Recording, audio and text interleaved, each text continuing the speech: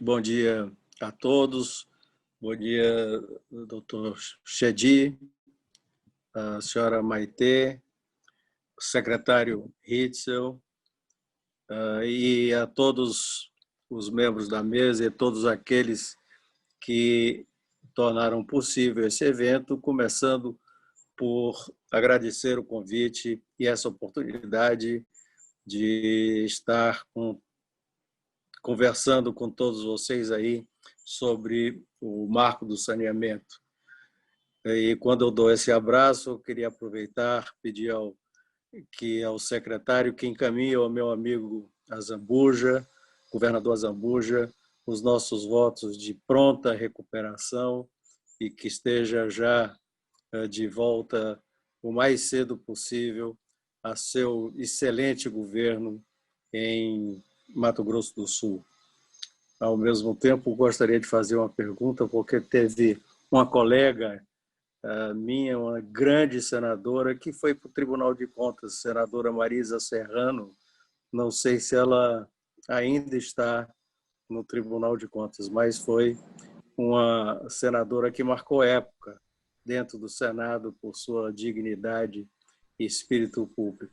Deixo aqui também o meu abraço. Mas, indo diretamente ao tema, o marco do saneamento básico, o novo marco do saneamento básico, é realmente um marco, porque nós tínhamos um modelo montado no Brasil, criado no Brasil há cerca de 30 anos atrás, em que esse modelo era baseado principalmente nas companhias estaduais de saneamento básico, companhias estaduais, e em um tipo de programa que os senhores conhecem, que era uma espécie de concessão chamado contrato de programa. O contrato de programa ele tem uma característica que diferencia. Estou ensinando o Pai Nosso a Vigário, mas, enfim, só para fazer um histórico, o contrato de programa foi o principal instrumento que foi usado para concessão para empresas de saneamento básico durante esses últimos anos, principalmente não, basicamente em todos os estados brasileiros. Não foi muito diferente. Aqui e ali, em algum município, se fez concessão. Mas o contrato de programa ele tem uma característica muito específica. Primeiro, ele só pode ser feito entre dois entes públicos e não exige licitação. Este foi, a meu ver, um problema fundamental que causou esse atraso que nós tivemos gigantesco e vergonhoso em relação à infraestrutura de saneamento básico. Enquanto outros setores de infraestrutura se desenvolveram tremendamente no Brasil, comunicações, rodovias, a telefonia, etc. O saneamento básico, que das infraestruturas é a mais básica e mais importante para a saúde, vida e dignidade do ser humano, foi ficando para trás. Eu conto sempre uma história, se você me permite, que quando eu fui governador do Ceará pela primeira vez, em 1987, eu levar um orelhão a um município mais afastado era uma grande festa nesse município.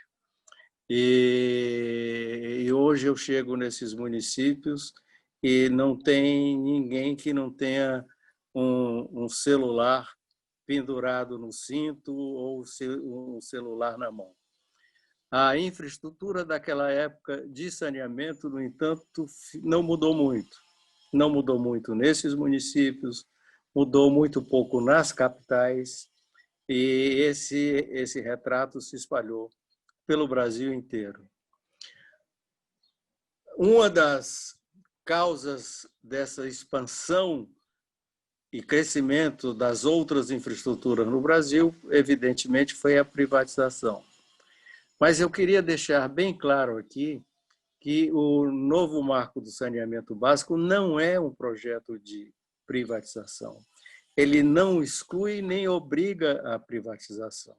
É muito importante dizer isso porque, em determinado momento, essa discussão deixou de ser técnica e passou a ser ideológica. Aqueles que são mais estatistas, aqueles que são mais privatistas. Não é essa a questão básica que foi colocada.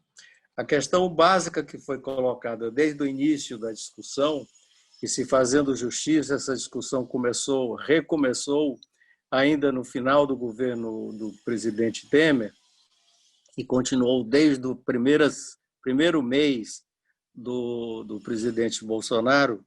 Essa discussão era como chegarmos à universalização e em que período nós poderíamos chegar à universalização. Então, foi tecnicamente estabelecido como viável e possível a universalização, e eu chamo universalização, aí é uma maneira de dizer que não é 100%, mas perto de 100% de água tratada para todos os brasileiros e 90% de esgotamento sanitário para os brasileiros até 2033, com algumas características que têm que dar flexibilização, porque as diferenças no Brasil, e principalmente entre os municípios, são muito grandes. Então, a ideia era universalizar nesse período de tempo. Foi feito também uma avaliação quais seriam os recursos necessários para que esses objetivos fossem alcançados. E estudos diferentes, com metodologias diferentes, calcularam que nós precisaríamos de cerca de entre 500 a 700 bilhões de reais nesse período para conseguirmos esse objetivo. Há uma variação muito grande, porque, como os senhores conhecem, em determinadas regiões das cidades, em determinados municípios, em determinadas áreas mais vulneráveis, não era possível se fazer simplesmente um projeto de saneamento, no sentido mais restrito da palavra, simplesmente a colocação de tubos, água, estações de tratamento, etc. Mas precisaria, determinadas áreas e regiões, de outros investimentos também, como arruamento, até moradias, mudança de moradia, de deslocamento de moradores, etc. Então, esses estudos variavam entre 500 a 700 bilhões de reais. Naquela época, ou seja, pré-pandemia, nós sabíamos e tínhamos a consciência que o país, a União, os estados e os municípios não teriam as condições financeiras suficientes para levantar esses recursos, investir esses recursos ou alavancar esses recursos. Então, era necessário e absolutamente essencial que se abrisse uma brecha para a participação da empresa privada nesses investimentos. E para que essa participação fosse viável, seria necessário atrair investidores nacionais, investidores internacionais. No momento em que nós votávamos e discutíamos isso e principalmente durante esse ano, ficou muito claro que os investidores enorme por esse tipo de investimento aqui no nosso país. Por quê? O investidor institucional, os investidores, os grandes fundos, têm regras de como e devem investir, que tipo de investimento pode ou não pode ser feito, regras de compliance. E a infraestrutura normalmente é o setor mais desejado por esses grandes fundos internacionais. A infraestrutura tem uma característica que tem uma resiliência maior a crises, ela dá uma certa estabilidade e menos riscos ao investimento. Portanto, tradicionalmente, esse tipo de investimento em infraestrutura é o mais atraente para esses investidores. Nós tivemos a feliz coincidência, e temos a feliz coincidência, estamos ainda vivendo esse momento, que existe uma enorme quantidade de recursos internacionais, existe uma liquidez mundial gigantesca hoje no mundo, em função de várias crises e circunstâncias que não vale a pena aqui discutir, e essa liquidez está procurando investimentos. Então, nós estávamos casando aquilo que era um investimento essencial para a saúde, para a educação, para a qualidade de vida, para a dignidade do povo brasileiro. Já esse número foi levantado aí por algumas pessoas, que metade dos brasileiros não tem acesso ao tratamento, problema já resolvido na Europa há cerca de 200 anos, pelo menos em alguns países, e juntando o aspecto econômico.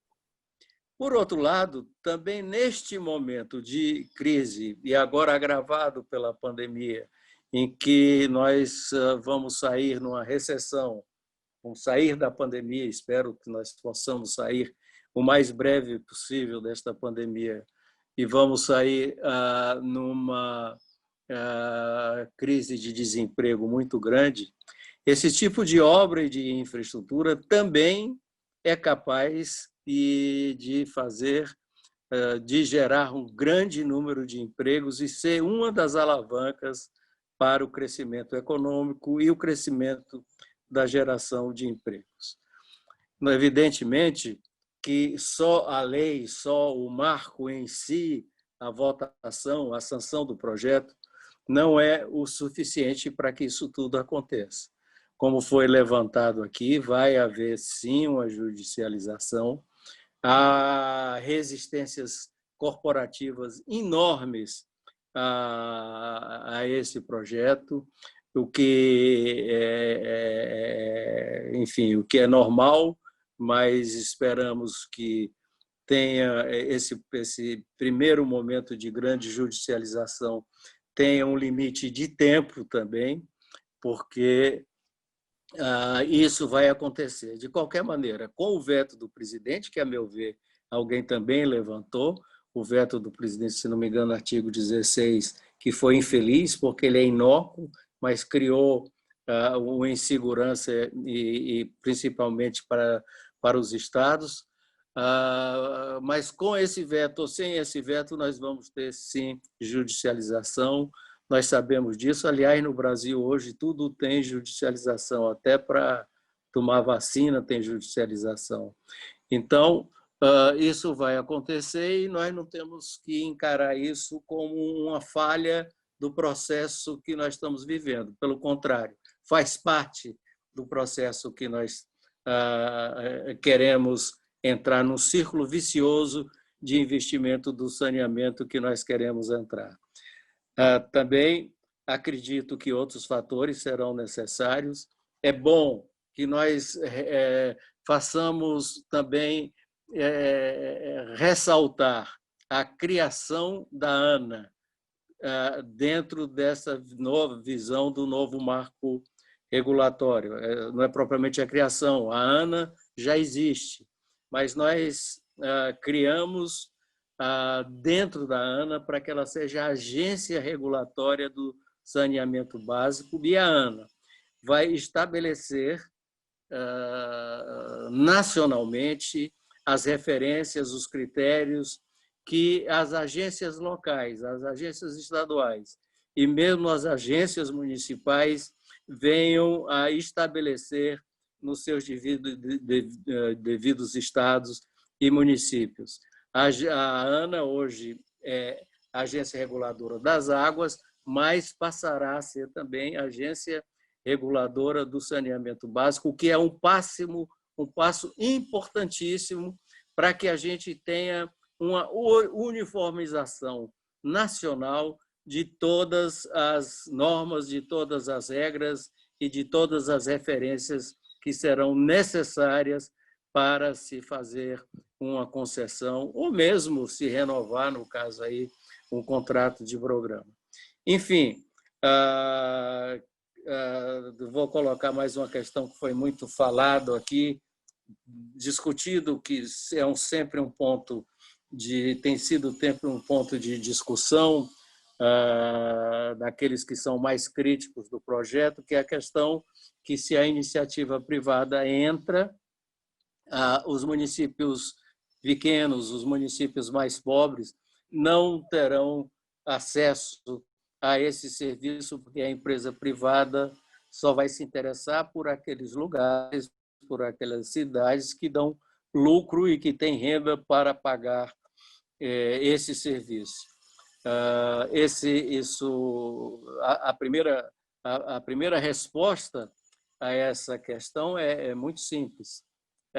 Primeiro, os municípios pobres, mais pobres, e os bairros mais pobres já não têm esse serviço. Não é que eles vão perder, eles não têm, porque esse modelo não levou justamente aos municípios e áreas mais pobres e mais vulneráveis o serviço de saneamento básico.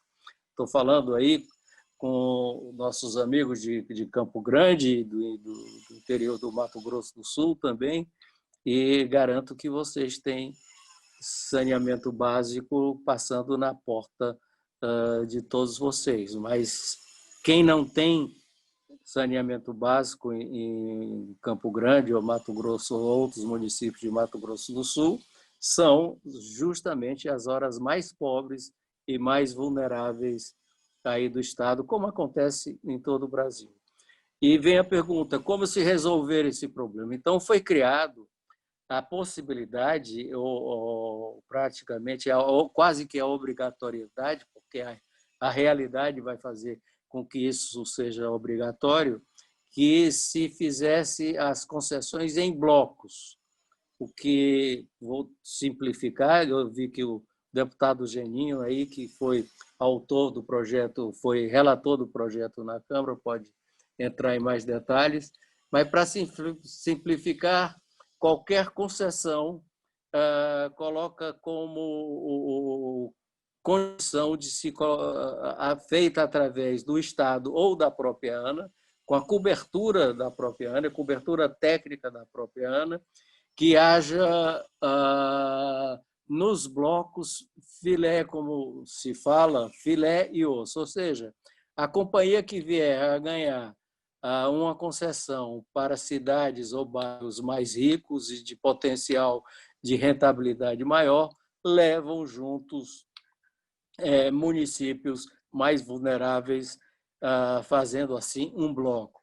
É esse o modelo que foi montado justamente, porque como objetivo do projeto é a universalização e não a privatização, que isso seja feito desta maneira.